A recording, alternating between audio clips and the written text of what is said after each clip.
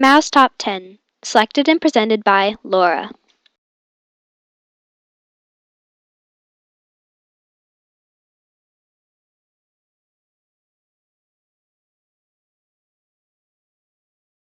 In 1934, Chairman Mao led the legendary Long March.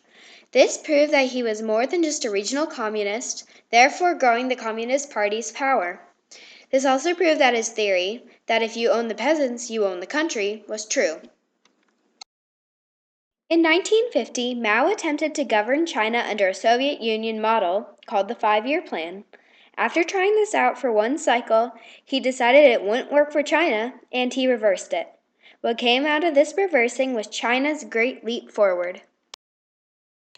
Chairman Mao met with President Nixon of the United States in 1972. Upon doing this, Mao allowed China to participate in international events instead of being secluded like it was in dynastic China. Mao used this time to normalize relations among the two countries and possibly begin trade. In 1956, China's Great Leap Forward commenced. The purpose of the Great Leap Forward was to attempt to catch up with America and Europe in steel production.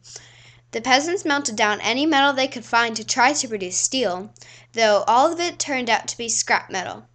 Although this caused serious economic problems, it is a famous example of China's loyalty to Chairman Mao. During the famine of 1952 through 1962, 30 million Chinese citizens died.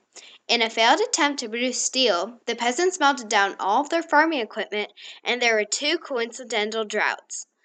This lack of equipment and rain caused two failed harvests, depriving the entire country of the food necessary to life.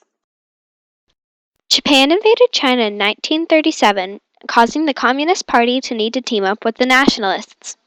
Mao used this as a learning opportunity, learning guerrilla warfare tactics which he would later use to defeat the Nationalists in 1949.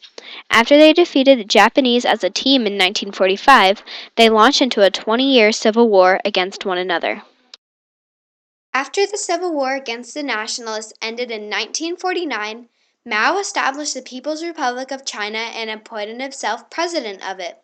This is when Mao first took full control of China. The start of the Great Proletarian Cultural Revolution was in 1966. During this time, Mao was able to maintain his control while eliminating his internal enemies. His armies worked strenuously to create revolutionary ties and eliminate what Mao called the Four Olds. His armies tortured and executed many Chinese citizens because of their backgrounds, beliefs, and possessions. During the mid 1930s, Mao established his own take on communism, which he called Maoism. To promote his ideas, he wrote a book of his own quotes called the Little Red Book and issued a copy to every Chinese citizen, whether they could read it or not. Carrying a little red book was a symbol of faith to Chairman Mao. In October of 1927, Mao led a small group of peasants into the mountains of the Jiangxi province to build his guerrilla army. This was Mao's first practical experience with communism.